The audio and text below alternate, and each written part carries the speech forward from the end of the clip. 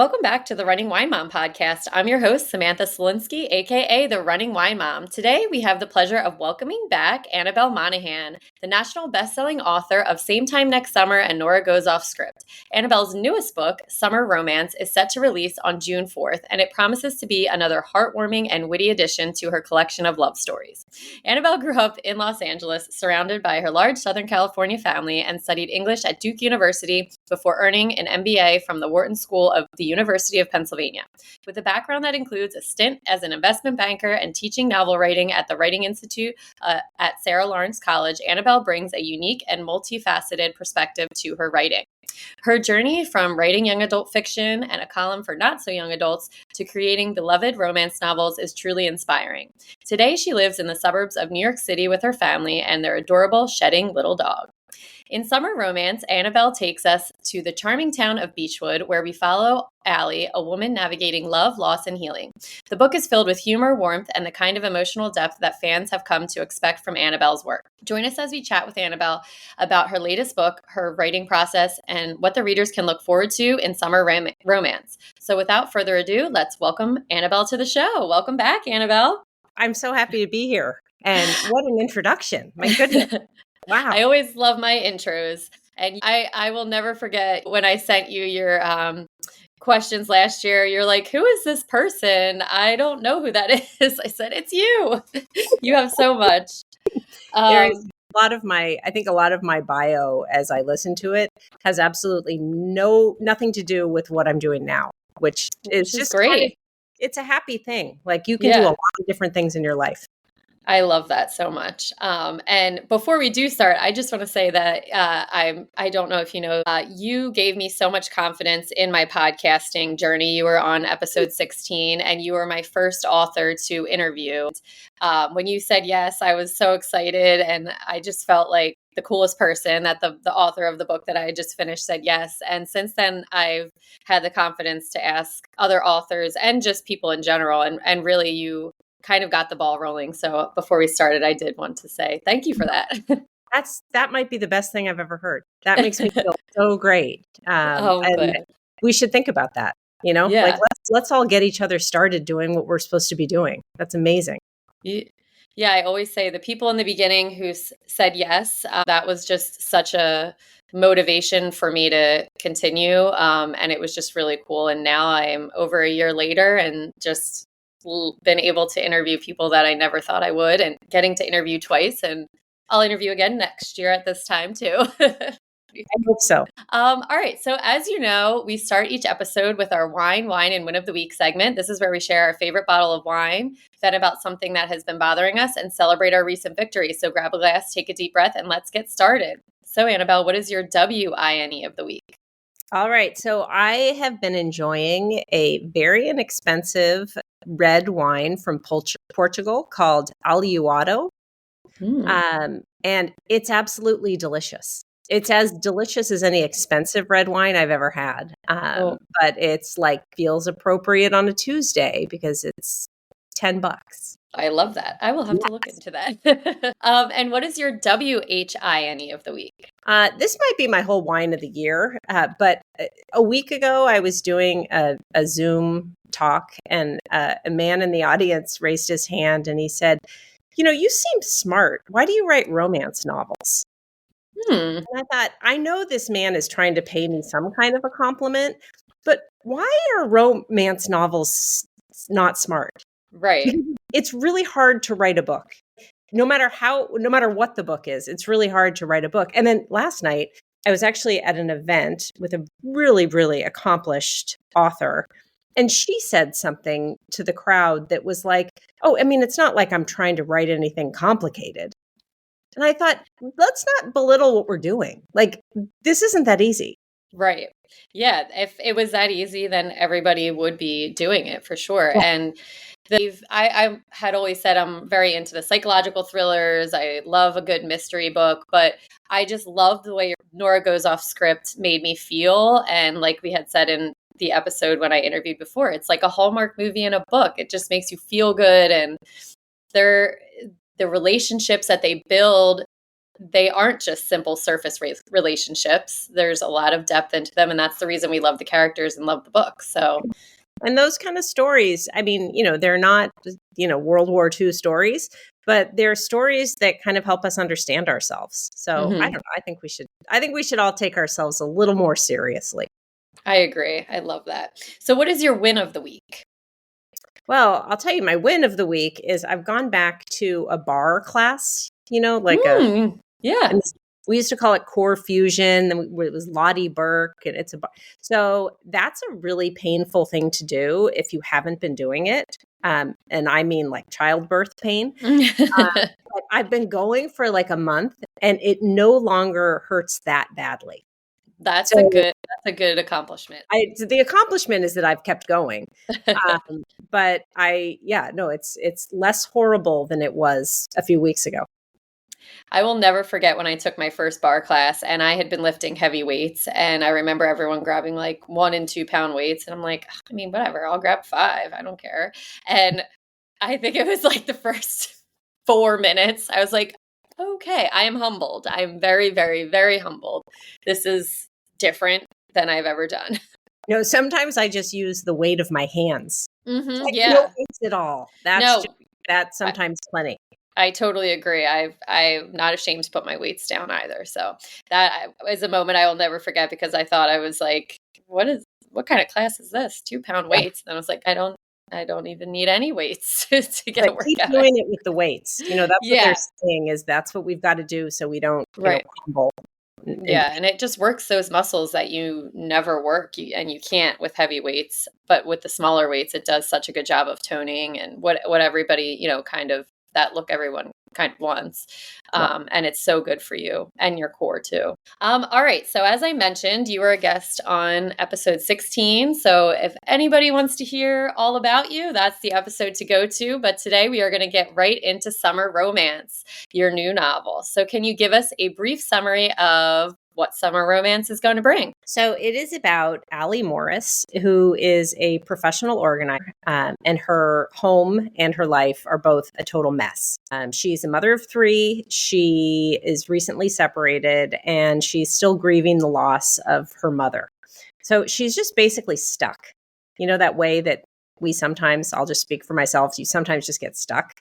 And she has it in her head that the way she's going to get unstuck is by having a summer romance with this adorable guy who is just around for the summer. So that's the setup. But it's also very much about mothers and daughters. It's about forgiveness. It's about taking the chance on things that are going to end. You're 100% sure. Like the summer's going to end. Labor Day's going to come. That's what it's about. I love that. And as someone who lived down the shore in my 20s, I totally relate to that, because it's like, oh, you just meet a guy or whatever, and you're like, at Labor Day, it's done, it's over with, you're going to go back to the real world. But the beauty of those relationships, actually, in your memory, is you never break up.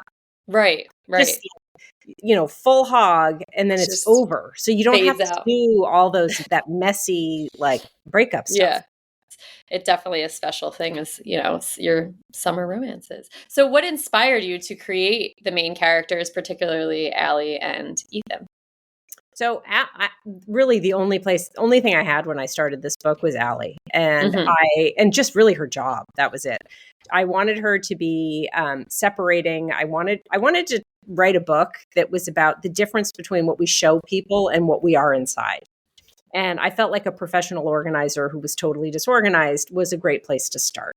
Right. So I started writing the book, and then by the 3rd page, I could feel kind of that she was grieving, that her mother wasn't around. I felt like her mother would have been stepping in to help out, and I could tell that so then that sort of moved along. And I wanted her to meet this guy, and I wanted him to be her fake divorce attorney. Because I thought that if you brought a guy to mediation with you to, do your mediation for your divorce, he would probably have an insight into you and to who you are that would be different than the insight you'd get into somebody when you were just dating. He'd have kind of the inside scoop. Mhm. So I was trying to create that situation, which seems actually very simple now that I say it this way, but I had a very hard time getting to the situation that I was trying to create. Right. Yeah, and it is funny because when you're saying that, I'm like, yeah, that makes a lot of sense. But I can't imagine the loops and that you got to actually creating the character depth of it. And then Beechwood, it's a quaint, drama-free town. How did you decide on the setting for the novel? Well, I actually Beechwood feels so much like the town that I live in. Mm. It's not exactly like the town that I live in, but as soon as I wasn't really thinking about where she was when I started writing, and I was unconsciously putting, she's driving to the dog park, and the dog park's on the water, and there's no fence at the dog park, which is the thing that stresses me out in my life more than any other thing. And it occurred to me that that's where she was. She was Yep. basically in my town. So she's sort of in Westchester County, which is it's an area of New York where you can look out at the water and see New York City in the distance. It's almost to Connecticut. Yeah, that's awesome. And so the book addresses themes of loss and healing. How did you kind of approach writing these subjects in the midst of the love and happiness, I guess? Yeah, so my mom died when I was 39, so it's been quite a while. So I can write about it with I can tap into that sadness, but I'm not sad about that all the time anymore. So I just wrote about it from that perspective, from the way that I still manage the fact that I miss my mom. Allie in the book, she gets in her car and talks out loud to her mom all the time, which happens to be something that I do all the time. And I can sometimes hear her, not because I'm hearing dead people, but I just can hear in my head what she might have said in a particular situation. So I moved through a lot of my own stuff in writing Mhm. that. I just read a review where somebody said how that I was very careful in the way that I handled the topic and very sensitive to how people might feel. And that's actually not true. I just wrote about it based on how I feel. Right, from real Um, life experience. yeah. And so hopefully that resonates with somebody, but it's not a sad book. It just Right. happens to be that she's working through, there are issues when you lose a parent where you miss them, but you're also with the distance, you're like, hang on a second. What did they say? What? That wasn't right. You're going to work through some of your issues after they're gone that you might not have worked through while they were alive. So for this book, did you just start writing it, or did you know how the ending was going to be when you started writing it? No. And that was actually the hardest part because in this kind of a book, you should expect a happy ending, right? Right. Otherwise somebody's going to come and blow up my house. So and I like a happy ending. So you're always going to get a happy ending from me. I got so deep into the relationship that I was creating that I didn't know how I was going to blow it up. Hmm. Right. Usually when you put two people together, it's kind of obvious to see what's going to happen to blow the whole thing up. I didn't know how I would blow it up, and I didn't know how the ending would come together. And I mean, I wrote this book for 9 months before I understood how that was going to Wow. happen. Yeah. Yeah, I think last year when you came on, you had told me about the job of Allie, that she was an organizer and she was kind of a mess, but I think that's kind of the idea that you had from it, and I know you had some other stuff too with it, but I love that a year later we're talking about the whole thing coming together, which is pretty cool. Yeah, I do too. I wrote this book up to the wire. I was changing the words on the last day that you could be changing words on this book. So you said we always get a happy ending, but what are some elements that you believe are essential in kind of crafting a compelling romance story that isn't just that as I mentioned earlier does get the readers to really love the characters and Well, stay invested?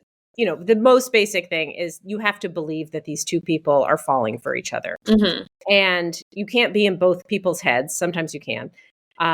But you can't be hearing all the time, I'm falling for him. So you have to learn in a subtle way how and why, and it has to make sense the way they're falling for each other.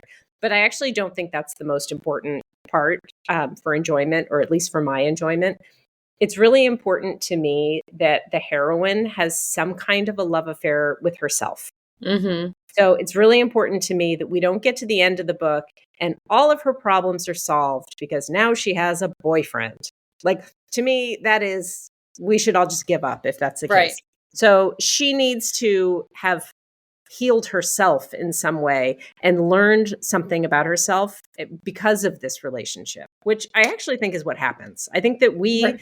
as human beings, we interact with each other so we can be better and learn Mm-hmm. about ourselves. So that to me is the most important part.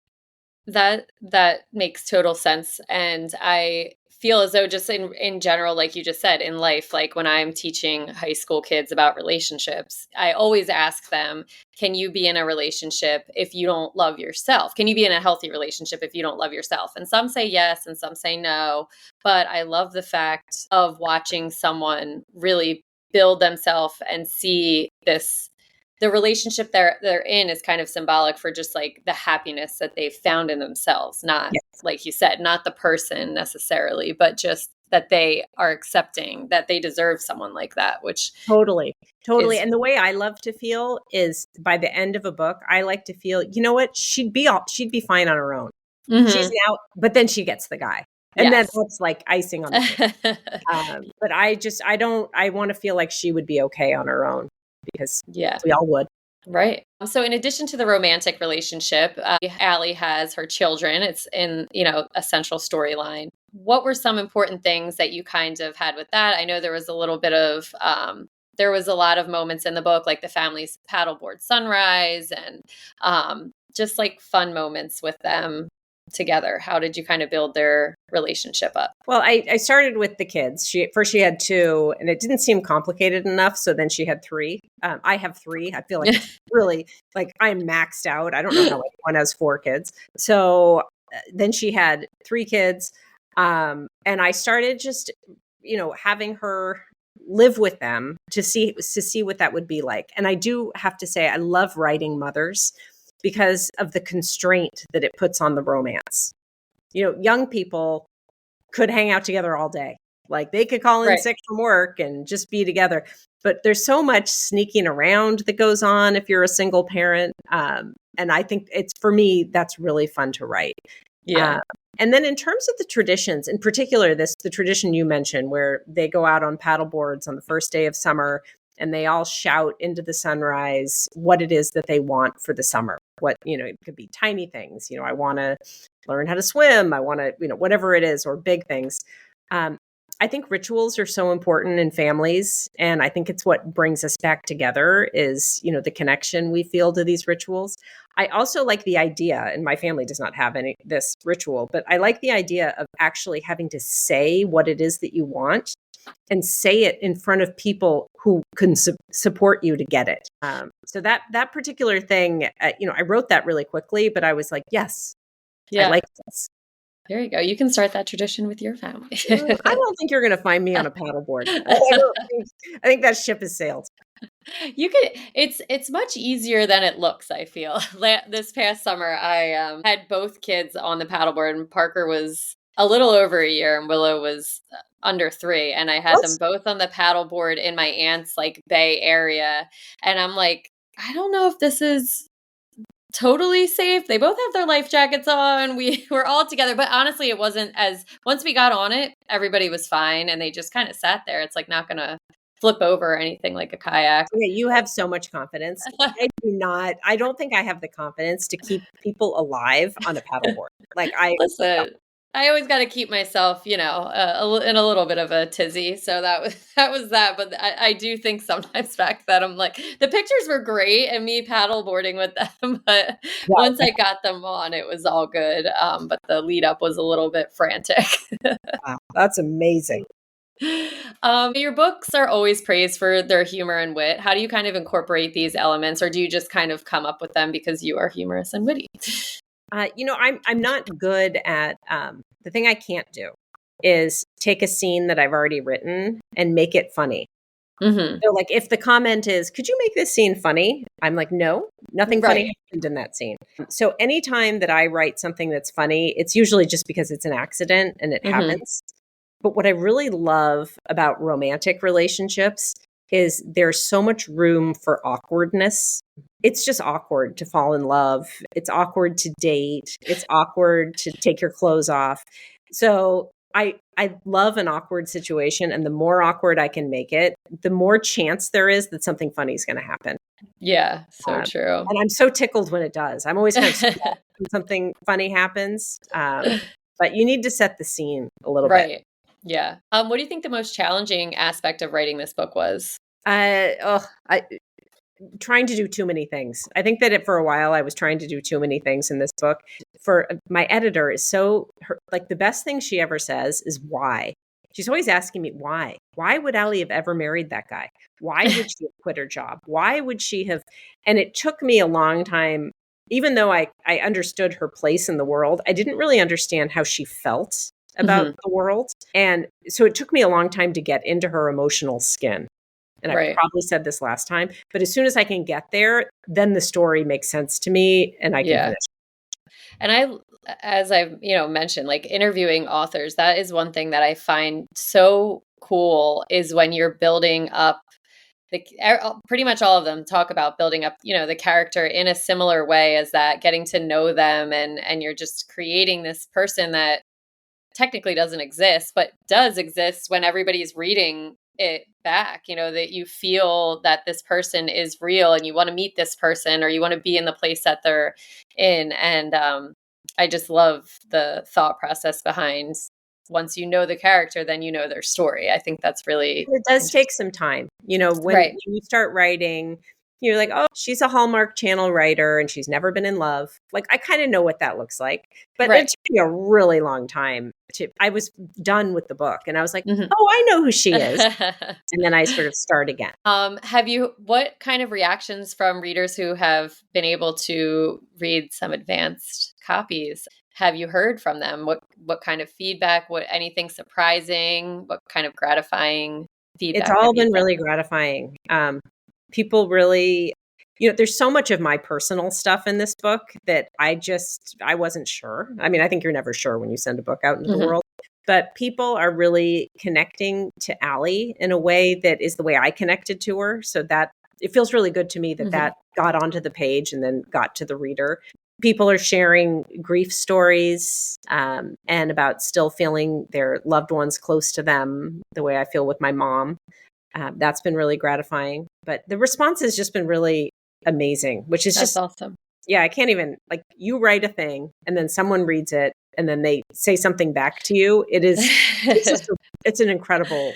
It is the most like humbling, I feel.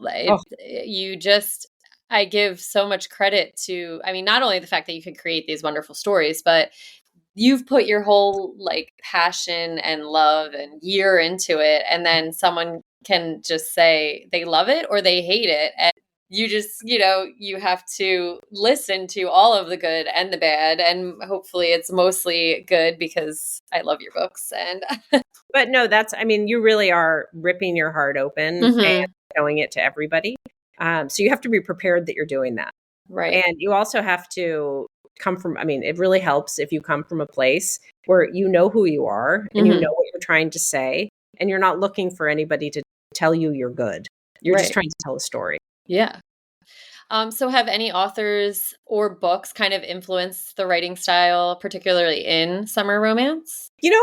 That's such a good question. Not my writing style. I write like myself.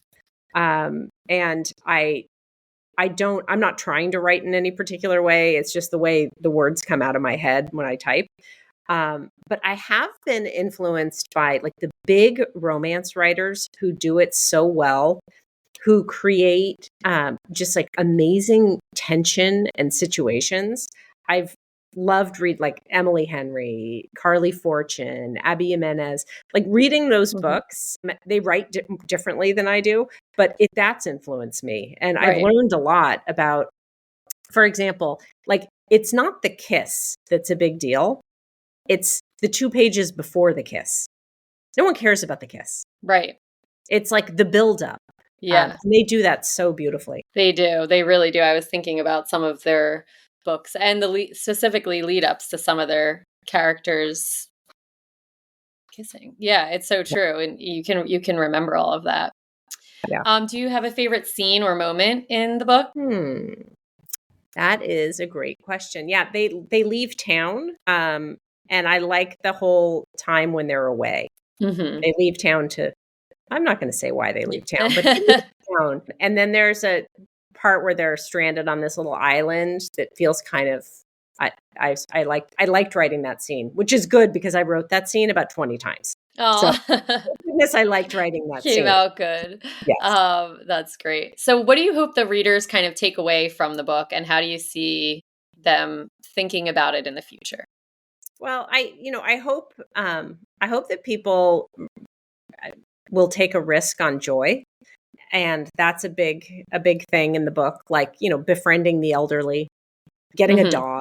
Like, these are things that you know how it's going to end, Right. but it enriches your life in a major way. And I just, at a basic level, I have learned in my life that when you're stuck, just doing one small thing will lead you to the next small thing that will get you unstuck. And Right. sometimes it's 20 small things. But Allie, in the fifth page of the book, she takes off her wedding ring. She puts on a pair of hard pants. Sometimes it's hard to do after It's 5 hard. years working at Yeah. home. And she leaves the house and everything kind of breaks open. It's not like the huge thing you need to do. Sometimes it's just like a tiny step. Mm-hmm. And I think that's what people think of. They want to get to this, specific part, with getting up and getting out and going to do all these things in normal life, and going from sitting to doing all that is a huge step, but getting up off the couch every day for a couple days is Yeah. is a huge step to get towards that step. Yeah. Yeah. And it's all, cascades into something better. All right, so what can we expect from you next? Any upcoming projects or books that you're currently working on, or Samantha, waiting? I'm on loop. I'm on I know. This time next year. no, this time next year at this time, I'm going to be here talking to you about Yes. my June 2025 book. Love it. That does not have a title, Okay. and is not finished, but it is about a child actress uh, Okay. who is trying to make it in Hollywood as an adult, and she kind of Oh, wants to right some wrongs that happened. So, that's and fun. there's a Okay. guy, and there's Oh, there's the guy. I love it. I love it. and I love this Well, guy. I will be thinking about it until next year when we meet. So is there any additional insights that you'd like to share with us today that maybe we haven't covered? I Or don't we think may so. have covered everything. Yeah, I Yes. think we did. Yeah. I'm just like, I just feel so grateful to have been on your 16th podcast. Like, I didn't know that. And that you're still doing this, and we're going to keep doing this. Yeah. It's just I amazing. think you'll probably be like, it'll just say, I just came out this week with 58. So you'll probably be like 62. Yeah, like somewhere That's around there. amazing. Yeah. So it's crazy how in, a year it's And did you start this podcast as a small step, or was that a huge step? so I was just talking about this. I kind of just thought of it. I wanted a creative outlet for myself, and this came to my mind in my car driving home one day. And I just thought, between working and with kids, it was just, I wasn't satisfied with, I don't know, something. And Yeah. this truly has it has brought me so many connections, and just and I again thought, oh, maybe I'll do it for a couple weeks. I'm going to buy this equipment, and then I'm going to like not do it. But then literally, like I said in the beginning, when people like yourself started saying yes, it gave me confidence to ask more people. I'm booked until I started booking in September, like for September interviews already right now, which That is is crazy. It's fantastic. crazy. And I have a whole other, like, and I've learned a lot about just in general, everything. I'm in hopefully a different place than I was this time last year of how my interviews are going and just like the setup for it. And I think when I messaged you, it was more like, hey, do any of these days work? Now I have an actual scheduling Right. That's thing. Um, You know who has a book coming out in October? who? Is Linda Cohen Loigman. Okay, I'll And have to reach it's out. called The Love Elixir of Augusta Stern. And Okay. I read it early. It is great. All right. I'm going to write her in my notes and I'll Yeah. reach out You've to still got her. October free. That's Yeah. where I start. No, yeah. but I can always send her my calendar, which will be great. Yeah, well, thank you. All right, so that's going to end it. That's going to bring us to the end of another episode of The Running Wine Mom. As we wrap up today's episode, I again want to extend a heartfelt thank you, Annabel, for coming on again and joining us and sharing all your insights into your latest novel, Summer Romance.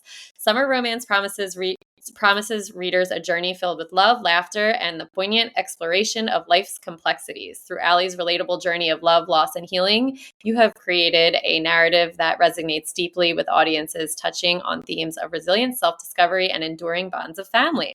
One of the aspects that truly sets you apart is your ability to infuse humor and wit into your narratives, enriching the romance genre with refreshing authenticity and charm. As we eagerly anticipate the release of Summer Romance, which it will be released on release day, even though we are recording this a little before. So today, June 4th, it will be released as though I'm speaking in the future. We are reminded of the power of storytelling to uplift, inspire, and connect us across miles and moments. To our listeners, thank you for tuning in. We hope you enjoyed today's conversation as much as we have. Be sure to grab a copy of Summer Romance and immerse yourself in the heartwarming world that Annabel has so beautifully crafted. And as always, if you enjoyed this episode, please consider subscribing, leaving a review, and sharing it. You can follow me on Instagram at @therunningwinemom_. And Annabel, where can the listeners find you? At Annabel Monaghan. Awesome. And I will link all that. Thank you so much again, Annabel, for coming. I absolutely loved it. Thank you. And we will meet next year. Thank you so much for joining me today. Remember, you are strong, you are capable, and you are all amazing. Until next time, keep running, keep sipping, and keep embracing the joy of motherhood. Cheers, and I will be back next Tuesday.